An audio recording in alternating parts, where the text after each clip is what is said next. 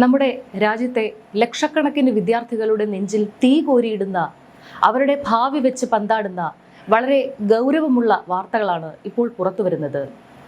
നോക്കൂ, NTA അതായത് national testing agency വീണ്ടും പരീക്ഷകൾ റദ്ദാക്കിയിരിക്കുന്നു.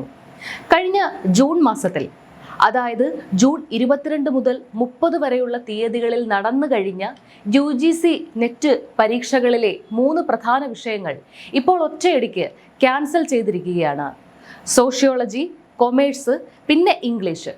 ഈ 3 വിഷയങ്ങളിലെയും നെറ്റ് പരീക്ഷകളാണ് NTA ഇപ്പോൾ റദ്ദാക്കിയിരിക്കുന്നത്. ഇതിന് നൽകുന്ന കാരണം എന്താണ്? വീണ്ടും അത് തന്നെ, ചോദ്യപേപ്പർ ചോർച്ചയും NTAയിൽ നടക്കുന്ന വൻ ക്രമക്കേടുകളും. ഇത് രാജ്യത്ത് ആദ്യമായിട്ടാണോ സംഭവിക്കുന്നത്? അല്ല, കഴിഞ്ഞ കുറച്ച് മാസങ്ങളായി നമ്മൾ എന്തൊക്കെ വാർത്തകളാണ് കണ്ടുകൊണ്ടിരിക്കുന്നത്.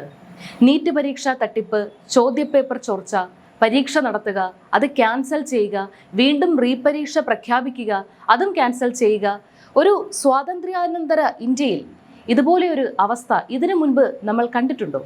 ഈ വിഷയത്തിൽ രാഹുൽ ഗാന്ധി പങ്കുവെച്ച കുറിപ്പോടെയാണ് വാർത്ത പുറത്തു വരുന്നത്.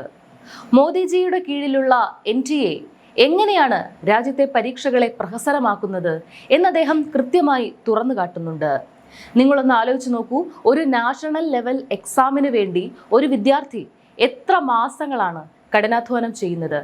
രാപ്പകലില്ലാതെ ഉറക്കമൊഴിച്ച് പഠിക്കുന്നു, ഉയർന്ന ഫീസ് അടയ്ക്കുന്നു, പരീക്ഷാ കേന്ദ്രങ്ങളിലെത്താൻ വിദൂര സ്ഥലങ്ങളിലേക്ക് കഷ്ടപ്പെട്ട് യാത്ര ചെയ്യുന്നു, മാതാപിതാക്കൾ രക്തം നീരാക്കി ഉണ്ടാക്കിയ പണം ചെലവഴിക്കുന്നു. ഇതൊക്കെ ചെയ്തിട്ട് പരീക്ഷയും എഴുതി റിസൾട്ടിനായി കാത്തിരിക്കുമ്പോൾ അധികാരികൾ പറയുകയാണ്, സോറി, പേപ്പർ ചോർന്നുപോയി, പരീക്ഷ ക്യാൻസൽ ചെയ്തു, ഇനി വരുന്ന സെപ്റ്റംബറിൽ വീണ്ടും എഴുതണമെന്ന്. നാടൻ ഭാഷയിൽ പറഞ്ഞാൽ ഒരേ കാര്യത്തിന് 2 തവണ പ്രയത്നിക്കേണ്ടി വരിക, 2 പോക്ക് പോകേണ്ടി വരിക.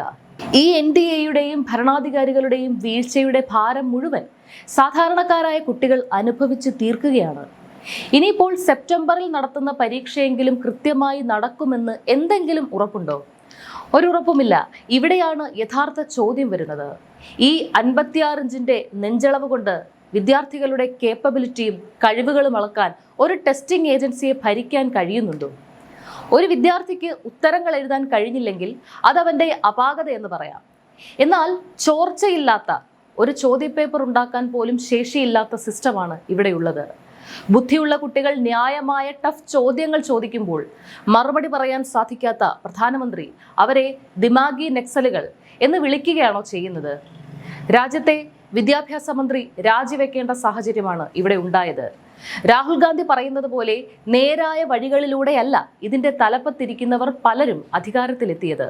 തിരഞ്ഞെടുപ്പിനെയും ഇലക്ഷൻ കമ്മീഷനെയും ജുഡീഷ്യറിയെയും ജനാധിപത്യത്തെയും ഒക്കെ അട്ടിമറിച്ച് കസേരകൾ വിലക്കി വാങ്ങിയവർ ഭരിക്കുമ്പോൾ ഇതുപോലെയുള്ള തകർച്ചകൾ സ്വാഭാവികമാണ്. നാടൻ പഴഞ്ചൊല്ല് പോലെ കുരങ്ങന്റെ കയ്യിൽ പൂമാല കിട്ടിയ അവസ്ഥയാണ് കാര്യങ്ങൾ. ഇതിന്റെ ദുരന്തം അനുഭവിക്കുന്നത് വിദ്യാർത്ഥികളും കർഷകരും സാധാരണക്കാരുമാണ്. നേട്ടം മുഴുവൻ സംഘപരിവാറിനും കോർപ്പറേറ്റുകൾക്കും മാത്രം. കഴിഞ്ഞ നീറ്റ് തട്ടിപ്പിലൂടെ ലക്ഷക്കണക്കിന് രൂപയ്ക്കാണ് ചോദ്യപേപ്പർ വിറ്റുകാശുണ്ടാക്കിയത്. അതിൻ്റെ അനന്തരഫലം എന്തായിരുന്നു? 18, 20, 23 വയസ്സുള്ള പാവം കുട്ടികളുടെ ജീവനായിരുന്നു ബലി കൊടുക്കേണ്ടി വന്നത്. മാതാപിതാക്കളുടെ കണ്ണീരിനും കുട്ടികളുടെ പ്രയത്നത്തിനും ഒരു വിലയും ഈ ഫാസിസ്റ്റ് ഭരണകൂടം നൽകുന്നില്ല. രാജ്യത്ത് മനുഷ്യനും അവൻ്റെ വിദ്യാഭ്യാസത്തിനും ജീവനും ഒരു വിലയുമില്ല. എന്നാൽ ചാണകത്തിനും മൂത്രത്തിനും പശുവിനും വലിയ വിലയാണ് ഇവർ നൽകുന്നത്.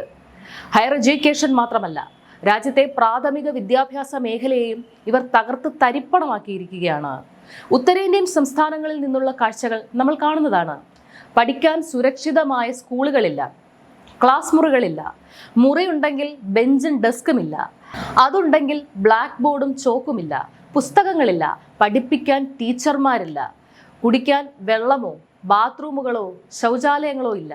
ഒരുപക്ഷെ കേരളത്തിൽ നമ്മളിത് നേരിട്ട് കാണുന്നുണ്ടാകില്ല, പക്ഷേ ഉത്തരേന്ത്യയിൽ ഇത് വ്യാപകമാണ്. ഈ പ്രാഥമിക സൗകര്യങ്ങൾ പോലും നൽകാതെയാണ് മിസ്റ്റർ മോഡി ഡിജിറ്റൽ ഇന്ത്യയെക്കുറിച്ച് സംസാരിക്കുന്നത്. രാജ്യത്ത് UPI ട്രാൻസാക്ഷൻ നടന്നാൽ ഉടൻ ഡിജിറ്റൽ ഇന്ത്യയായി എന്നാണോ കരുതുന്നത്? ഇന്ത്യ എന്ന മഹാരാജ്യത്തിൻ്റെ ആത്മാവിനെ തന്നെ തച്ചു തകർത്തിട്ട് വളർന്നു വരുന്ന തലമുറയ്ക്ക് വിദ്യ നൽകാതെ ചാണകത്തിൻ്റെയും മൂത്രത്തിൻ്റെയും കള്ളക്കഥകൾ പറഞ്ഞ് ജനങ്ങളെ കബളിപ്പിക്കുകയാണ് ഈ സർക്കാർ ചെയ്യുന്നത്. അക്ഷര വെളിച്ചമുള്ള ഒരു തലമുറ വളർന്നു വന്നാൽ അവർ ഗൗരവമുള്ള ചോദ്യങ്ങൾ ചോദിക്കും. മറുപടി പറയാൻ കഴിയില്ല എന്ന ഭയമാണ് വിദ്യാഭ്യാസ മേഖലയെ തകർക്കാൻ ഇവരെ പ്രേരിപ്പിക്കുന്നത്. രാജ്യത്ത് വിദ്യാഭ്യാസ മേഖല ഉണ്ടോ എന്ന് ചോദിച്ചാൽ ഇല്ല എന്ന് പറയേണ്ട അവസ്ഥയിലാണ് നാം ഇപ്പോൾ എത്തി നിൽക്കുന്നത്. വിദ്യാർത്ഥികളുടെ ഭാവി വെച്ചുള്ള ഈ കളി അവസാനിപ്പിക്കാനും ഈ അയോഗ്യരായ ഭരണാധികാരികൾ താഴെ ഇറങ്ങാനും സമയമായിരിക്കുകയാണ്. ഇനിയെങ്കിലും രാജ്യം ഇതിനെതിരെ പ്രതികരിച്ചേ മതിയാകൂ. ഈ വിഷയത്തിൽ നിങ്ങളുടെ അഭിപ്രായങ്ങൾ എന്താണ്? തീർച്ചയായും താഴെ കമന്റ് ബോക്സിൽ രേഖപ്പെടുത്തുക. നന്ദി.